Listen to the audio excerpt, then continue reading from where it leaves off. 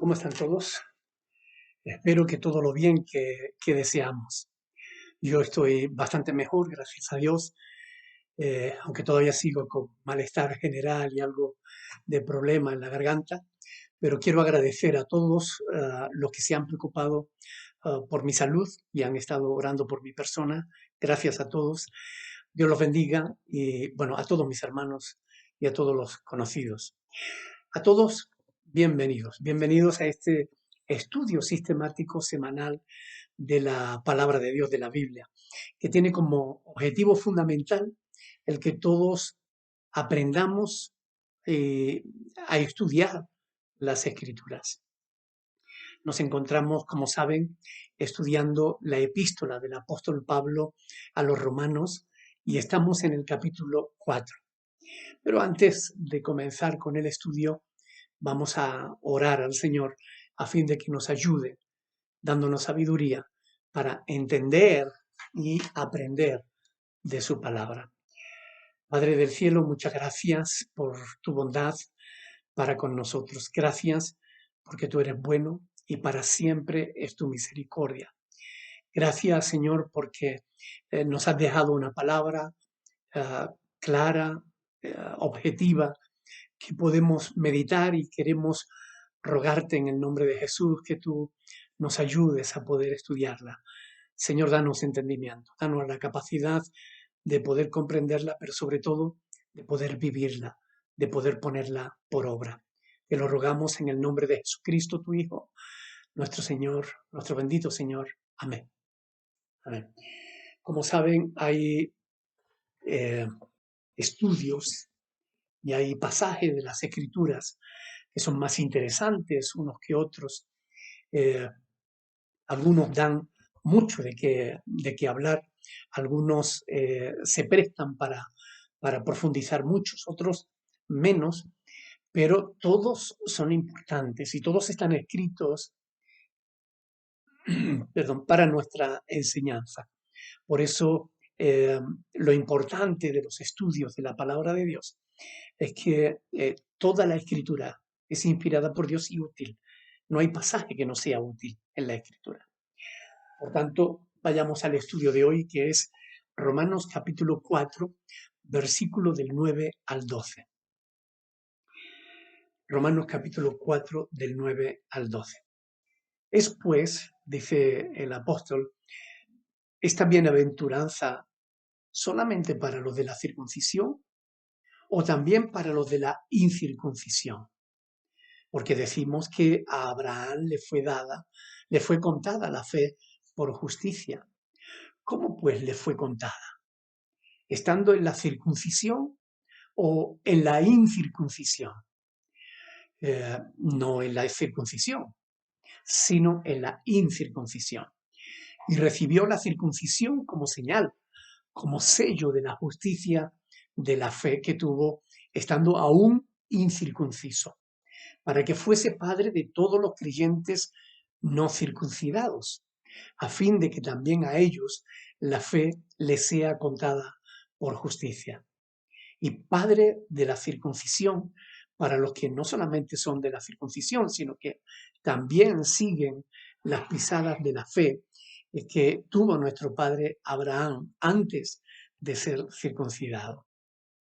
Bueno, como ven, es evidente que la bienaventuranza de la que Pablo está hablando aquí se refiere al verso anterior, al versículo 8, donde citando un pasaje del Salmo 32, escrito por David, dice, bienaventurado el varón a quien el Señor no inculpa de pecado. Este pasaje ya lo vimos la semana pasada y claro que David era circuncidado, que David vivió bajo la ley, ¿no? Por eso Pablo, en esta perícopa, en esta porción bíblica que nos toca estudiar hoy, del versículo 9 al 12, vuelve de nuevo a centrarse en la persona de Abraham para ilustrar que la justificación es universal, no solo para los judíos. El apóstol continúa su enseñanza haciendo preguntas retóricas a fin de ayudar a los judíos de Roma y también a nosotros a reflexionar sobre la importancia de entender que la justificación siempre fue un medio, por medio de la fe. Nunca jamás nadie se justificó delante de Dios por las obras de la ley. Por tanto, Romanos 4:9. ¿Es pues esta bienaventuranza solamente para los de la circuncisión o también para los de la incircuncisión? Porque decimos que a Abraham le fue contada la fe por justicia. Los judíos, sin la menor duda, a la pregunta de Pablo hubieran respondido que, por supuesto, solos a los de la circuncisión. Ahora, existe una declaración rabínica. Es muy interesante estudiar a los rabinos por las, ah, por las enseñanzas de ellos, ¿no? Cómo tomaban un pasaje y lo estiraban hasta que dijera aquello que ellos querían que dijera, ¿no? Hay una declaración rabínica que dice que ningún israelita, ningún circuncidado descendería jamás al infierno. Esta era la fe de los judíos del tiempo del apóstol Pablo. Confiaban en la circuncisión como el medio de justificación. En cambio, Pablo, en esta porción que hemos leído, insiste en que la salvación es por fe solamente y no por ningún rito religioso, lo que demuestra con el caso de Abraham. Aún entre los judíos convertidos a la fe de Cristo, seguían manteniendo esa postura religiosa. A pesar de su nueva fe en el Evangelio, les resultaba muy difícil desprenderse de sus prejuicios nacionales y religiosos. ¿Recuerdan, por ejemplo, el alboroto en Antioquía? Pablo dice que tuvieron una discusión no pequeña con los judaizantes que subieron de Jerusalén y que insistían en que había que eh, circuncidarse para alcanzar la salvación. Esto produjo el primer concilio de Jerusalén que tenemos en Hechos de los Apóstoles capítulo 15. En realidad Pablo tuvo que batallar contra esta falsa doctrina durante todo su ministerio. Por eso lo vemos en todas sus epístolas a Pablo hablando de que no es por obras, sino por fe. Aquí en la epístola a los romanos, Pablo está desarrollando el tema de la imputación de la justicia divina.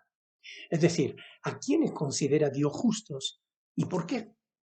Este es el tema que el apóstol está tratando. Y el apóstol dice que Dios considera justo a Abraham no por sus obras. De hecho, eh, aunque él no hiciera nada para ganarse esa consideración de justo, lo, lo único que Abraham hizo, lo único que Abraham hizo fue creer la promesa de Dios. Y por esa razón se le concedió la condición de justo. De la misma manera que a todos los que confesamos a Cristo como nuestro Señor por fe, también a nosotros se nos imputa la justicia de Dios. Esta respuesta del apóstol Pablo es absolutamente magistral. No olvidemos, no obstante, que Pablo escribía siendo inspirado por el Espíritu Santo. El apóstol podía haber puesto como ejemplo a Timoteo, que era medio judío y medio griego, o a cualquier gentil que auténticamente convertido, cuya vida reflejara realmente un nuevo nacimiento. Pero en esos casos, los judíos hubieran seguido discutiendo con el apóstol. Por eso, eh, David había hablado de la bienaventuranza del hombre que aún viviendo bajo la ley había sido perdonado. Pero esto, bueno, hubiera llevado a los judíos a decir, es que David era circuncidado y que por tanto se estaba refiriendo solo a los circuncidados.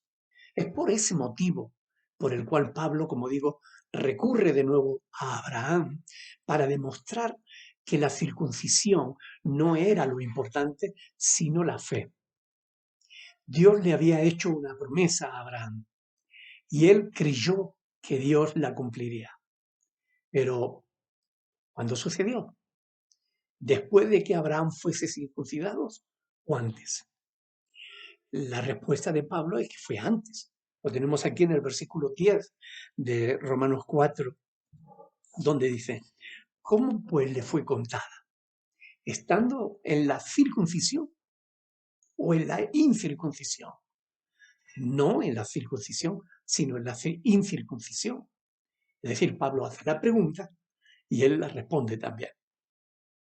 Poniendo a Abraham como ejemplo, estaba quitando toda posibilidad de réplica o de contraargumento a los judíos, porque ellos casi idolatraban a Abraham. Algunos dirán, bueno, pero es que Abraham también fue circuncidado. La Biblia lo dice en Génesis 17. Vayamos a ver Génesis capítulo 17, donde vamos a ver los versículos del 24 al 27. Génesis 17, del 24 al 27. Aquí dice la palabra, era Abraham de 99 años cuando circuncidó la carne de su prepucio. E Ismael, su hijo, era de 13 años cuando fue circuncidada la carne de su prepucio. En el mismo día fueron circuncidados Abraham e Ismael, su hijo, y todos los varones de su casa, el siervo nacido en su casa y el comprado del extranjero por dinero, fueron circuncidados con él. Es verdad que Abraham fue circuncidado, eso es cierto, pero eso fue mucho después de que Dios hiciera pacto con Abraham. Cuando Abraham se circuncidó, como hemos leído, su hijo Ismael ya tenía 13 años de edad. Sin embargo, Dios cuando hizo pacto con Abraham, eh, aún Ismael ni siquiera había sido concebido. En Génesis, 2 capítulos antes, en Génesis capítulo 15, versículo del 2 y el 3, Abraham se queja delante de Dios de que aún no tenía hijo, no tenía heredero. Y en el versículo 6 es donde se afirma que creyó a Abraham a Dios y la fe le fue contada por justicia. Todavía no había nacido su hijo, por tanto él no se había circuncidado todavía. De modo que entre el momento en que Abraham creyó a Dios y le fue contado por justicia, y que tenemos aquí en Génesis 15:6, y el día en que Abraham fue circuncidado a los 99 años de edad, teniendo su hijo ya 13 años, quiere decir que como mínimo pasaron 14 años. Pero hay, incluso los propios judíos hablan de 29 años transcurridos desde la promesa hasta que se circuncidó Abraham. Fueran 14, 29, da igual. Es decir, Abraham era incircunciso cuando Dios lo bendijo, cuando él creyó a Dios y Dios le imputó justicia sin merecerlo por haber creído en su palabra. Con esto el apóstol Pablo está explicando que Abraham no solo no vivió bajo la ley aún no se había promulgado, faltarían casi 500 años para que la ley se promulgase. Pero él no estaba tampoco en la circuncisión, sino en la incircuncisión. Y aunque después se circuncidó, lo hizo mucho después de haber creído a Dios y de haber sido justificado por la fe. Fue declarado justo mientras que él aún estaba sin circuncidar. Entonces, ¿cómo puede alguien decir, como algunos decían en tiempos del apóstol Pablo, que los gentiles debían circuncidarse antes que Dios los declarase justos? Fíjense, En Gálatas, capítulo 5, lean conmigo Gálatas, capítulo 5, versículo 3, dice la palabra del Señor lo siguiente, 5:3. Y otra vez testifico a todo hombre que se circuncida, dice el apóstol Pablo, que está obligado a guardar toda la ley. Otra vez testifico a todo hombre que se circuncida, que está obligado a guardar toda la ley. Como hemos enseñado en distintas ocasiones, la ley es un bloque indiviso, no se puede dividir, no se puede trocear por partes. Si tratas de justificarte por las obras de la ley, debes cumplirlas todas, sin que falte ninguna. Si no, con que faltaras a una sola, serías condenado. Ahora bien, la imputación no significa que Dios convirtiera a Abraham en justo. No se trata de convertirlo en justo, sino de que considerarlo justo. Porque Abraham no era justo, pero Dios lo consideró justo, aunque no lo era, porque creyó a Dios. Por tanto, la justificación por fe eh, es una justificación imputada, es decir, se nos considera justo. No es que nos convierta en justos. Pero esa justificación por fe no es solo patrimonio de Abraham o de los judíos, es decir, de los circuncidados, sino también de los de la incircuncisión, a saber, de los gentiles, de todos los que no somos judíos. A nosotros nos imputa la justicia de Cristo solo por fe, por creer en el Evangelio. Y a partir de ahí, a partir de creer en el Evangelio, somos llamados a cooperar con el Espíritu Santo en la santificación, de manera que nuestro carácter, poco a poco, se refleje nuestra nueva posición, nuestra relación con Dios. Romanos 4, del 11 al 12. Romanos 4, del 11 al 12. Y recibió la circuncisión como señal, como sello de la justicia de la fe que tuvo estando aún incircunciso, para que fuese padre de todos los creyentes no circuncidados, a fin de que también a ellos la fe les sea contada por justicia. Y padre de la circuncisión para las que no solamente son de la circuncisión, sino que también siguen las pisadas de la fe que tuvo nuestro padre Abraham antes de ser circuncidados.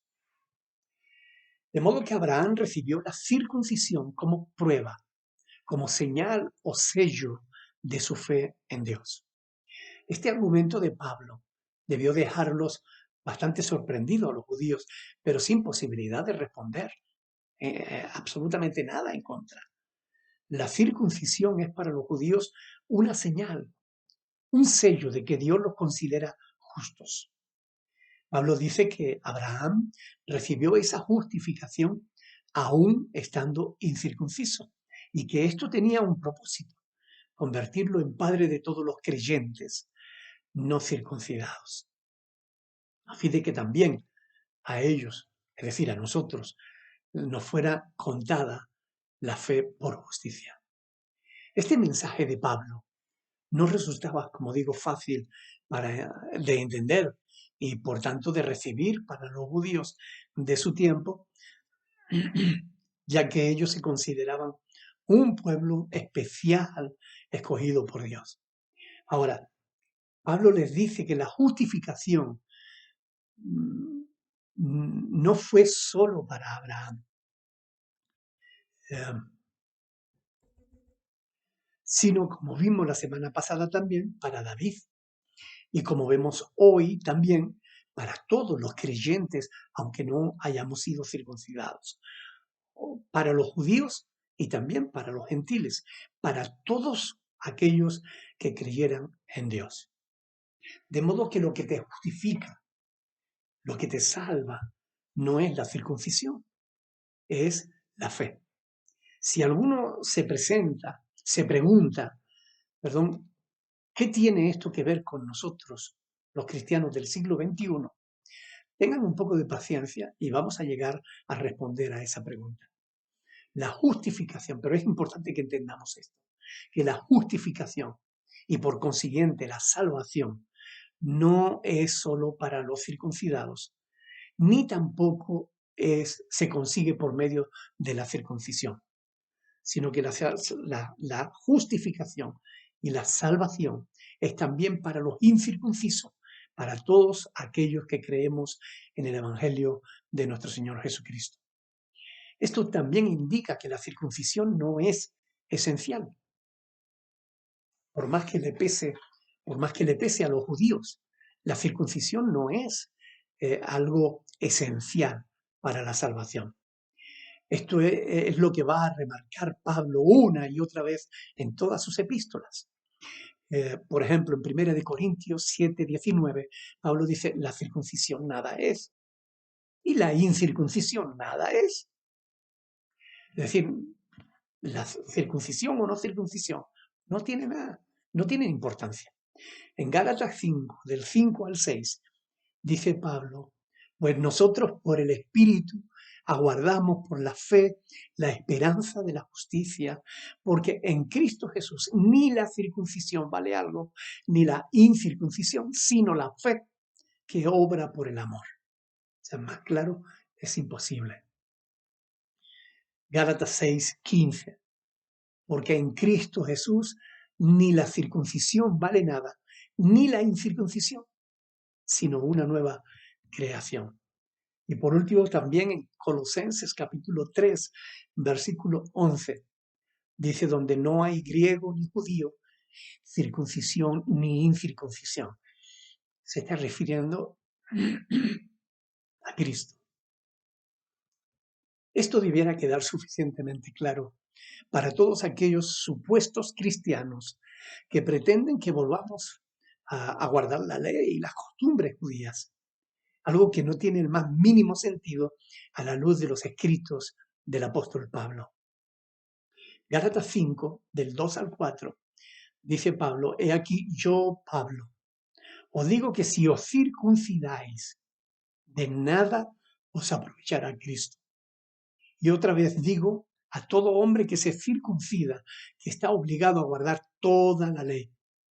De Cristo os desligasteis, los que por la ley os justificáis, de la gracia habéis caído.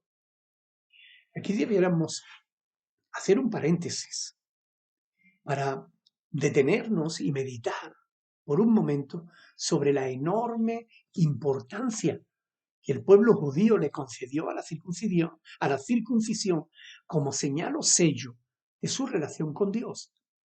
Importancia que Dios no le dio.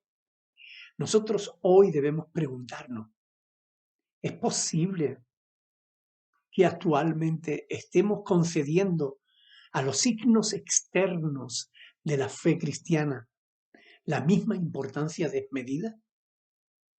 Me refiero, por ejemplo, la oración de fe, el bautismo, la Santa Cena, el orar en público, el asistir a la iglesia, el diezmo, etcétera, etcétera. Incluso a otros signos que ni siquiera fueron instituidos por Dios. Por ejemplo, como la membresía local, la ceremonia matrimonial. Todo ello como señal o evidencia de que pertenece al pueblo de Dios. ¿Saben que todas estas cosas pueden hacerse sin necesidad de una auténtica justificación por fe?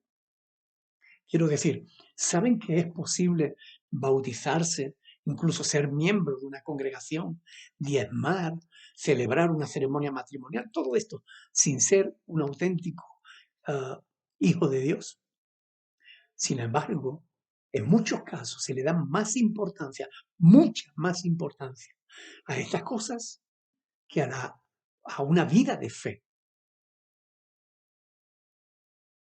No digo que estas cosas no deban hacerse, pero cuando se ponen como requisitos imprescindibles para ser considerados auténticos hijos de Dios, justificados por fe, ¿No estamos exagerando la importancia de esas señales externas? En muchas congregaciones, si no estás bautizado, no te permiten participar de la Santa Cena, ni de la alabanza, ni de otras cosas. Y la Santa Cena es símbolo de la comunión con Dios y con la Iglesia. Un creyente que tiene comunión con Dios y con la Iglesia, ¿por qué no puede participar de la Santa Cena si aún no está bautizado? Hay ciertas congregaciones que si no estás bautizado o si no diezmas, ni siquiera te consideran salvo, cuando la palabra de Dios no enseña eso. ¿Hay que bautizarse? Sí, por supuesto. Si crees en Cristo de todo corazón como tu Señor y tu Salvador personal, debes hacerlo, porque es un mandamiento de nuestro Señor dio a los discípulos. Está en Mateo capítulo 28, del 18 al 20.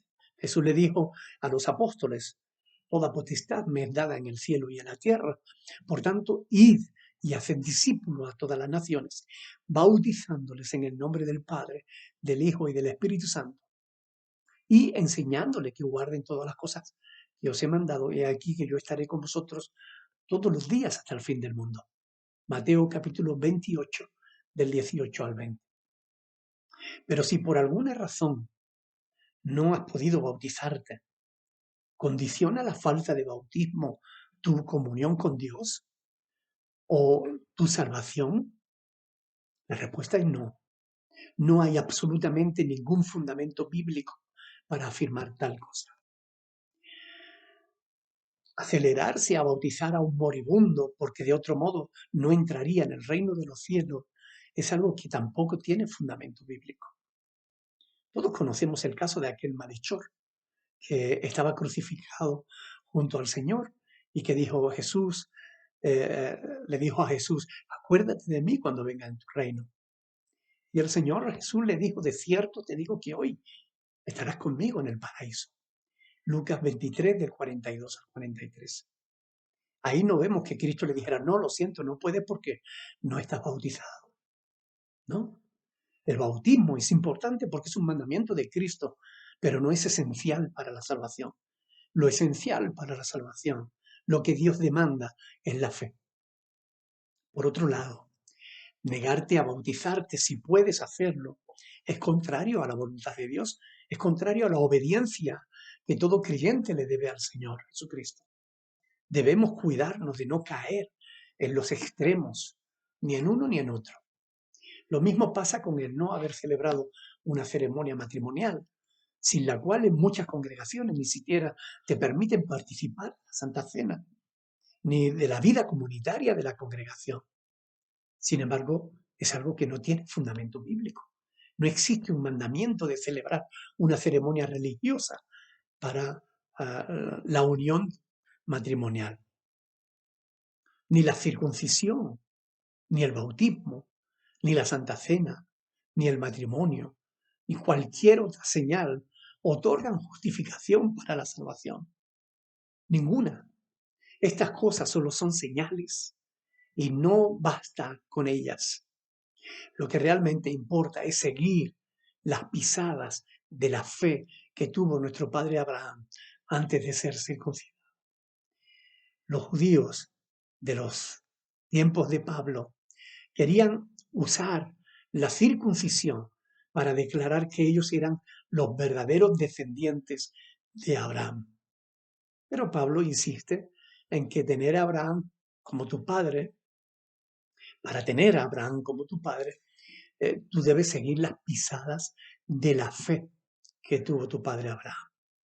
No la circuncisión, sino seguir sus pisadas en el camino de la fe. Es decir, debes creer a Dios. Se ha dicho que los verdaderos hijos de Abraham no son los que tomaron su circuncisión como modelo, sino los que por una fe igual que la de él recibieron el don, el regalo de la justicia. Es en este sentido que se cumple aquella bendición que Dios le había dado en Génesis, capítulo 12, del 2 al 3, donde dijo, y haré de ti una nación grande, perdón, y te bendeciré y engrandeceré tu nombre y serás bendición.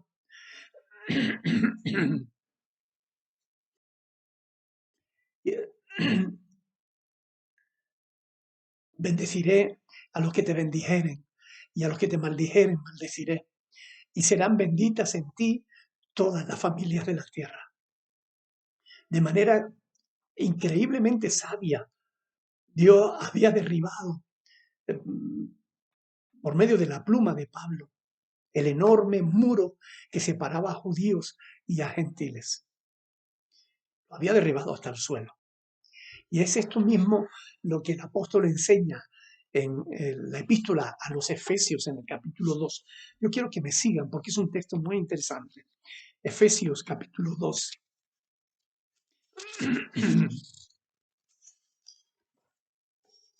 Versículos del 14 al 16. Dice, porque Él es nuestra paz, que de ambos pueblos hizo uno, derribando la pared intermedia de separación. Perdón.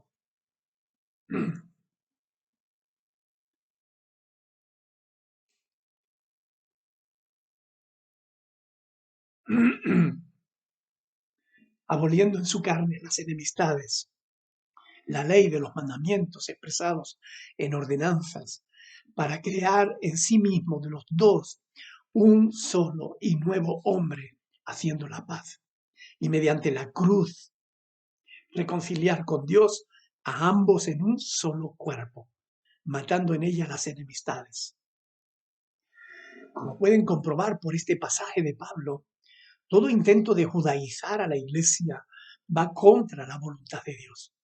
El Evangelio de Jesucristo no trata de convertir a los gentiles en judíos, sino de convertir a los judíos no en gentiles, sino en cristianos, en justos por la fe. Porque así está escrito, el justo por la fe vivirá. Es en Cristo que judíos y gentiles nos damos la mano. Porque como el apóstol Pablo escribiera en Gálatas 3, del 28 al 29, ya no hay judío ni griego, no hay esclavo ni libre, no hay varón ni mujer, porque todos vosotros sois uno en Cristo Jesús. Y si vosotros sois unos en Cristo, ciertamente linaje de Abraham sois y herederos según la promesa. Este último pasaje es importante porque asegura que si eres de Cristo, ya eres linaje de Abraham. Por tanto, no necesitas circuncidarte ni convertirte en prosélito judío. No necesitas celebrar ceremonias judías. Sencillamente debes seguir las huellas de la fe de Abraham. Si hay un mensaje claro sobre que la justificación y la salvación no es por obra, sino por fe, es este de Pablo. Porque en el Antiguo Testamento, donde más énfasis se hacía en las obras, se nos dice que Abraham no fue justificado por las obras, sino por haber creído a Dios. ¿Y a quiénes alcanza la justificación por la fe y la bienaventuranza que resulta de ella? Pues tanto a judíos como a gentiles, a todos aquellos que crean en Dios. Por eso se dice que Abraham es padre de todos los que creemos. Es una metáfora, ¿verdad? Ahora, ¿cuántos cristianos andan aún eh, angustiados por sus pecados, creyendo que deben justificarse delante de Dios por sus buenas obras, cuando Dios los justifica solo por la fe de Cristo? Por fin podemos decir adiós al legalismo religioso, con su énfasis en lo que debes hacer y darle la bienvenida al verdadero evangelio de Cristo, que pone su énfasis en la fe que debemos depositar en la obra que Cristo hizo y en la gracia de Dios. Dios sabía que por nosotros mismos jamás lograríamos ser justificados. ¿No fue por eso que envió a Jesucristo a ocupar nuestro lugar en el juicio? Dios juzgó a su propio Hijo en nuestro lugar. Está escrito en el libro de Isaías, y con este pasaje quiero terminar. Isaías capítulo 53, versículo del 5 al 6. Isaías 53, del 5 al 6. Mas él herido fue por nuestras rebeliones, molido por nuestros pecados. El castigo de nuestra paz fue sobre él, y por su llaga fuimos nosotros curados. Todos nosotros nos descarriamos como ovejas, cada cual eh, se apartó por su camino, mas el Señor cargó en él el pecado de todos nosotros. Aquí el estudio de hoy, hermanos. Díganme ustedes, ¿cómo no debemos estar nosotros agradecidos por tan magnífica ofrenda en nuestro beneficio?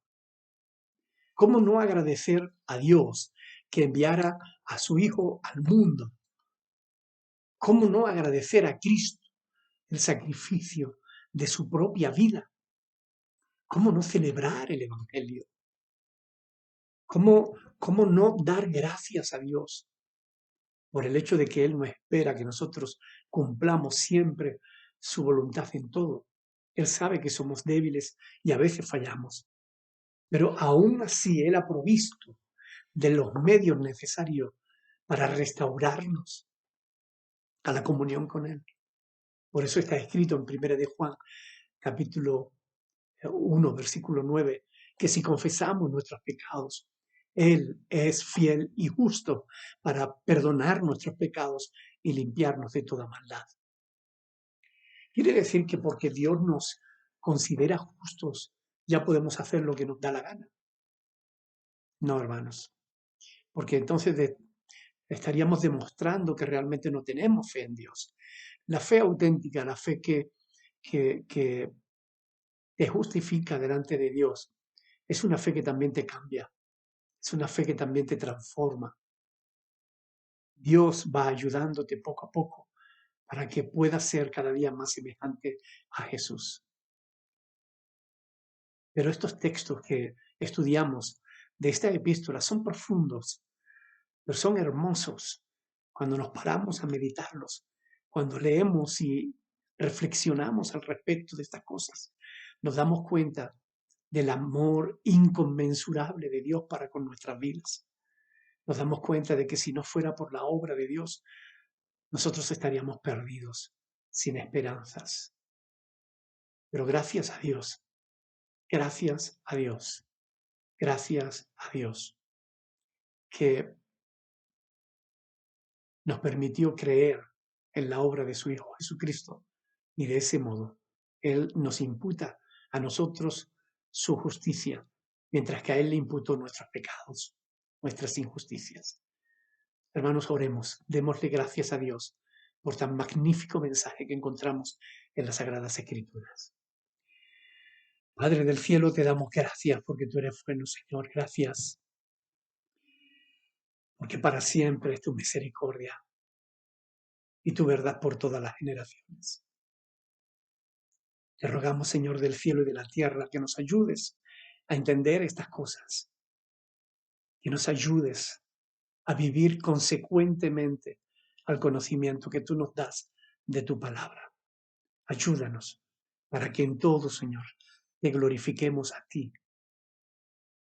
Te lo rogamos en el nombre de Jesús, dándote la gloria y la honra de antemano. Amén, Padre. Amén. Hermanos, aprovecho para desearles las más ricas y mejores bendiciones.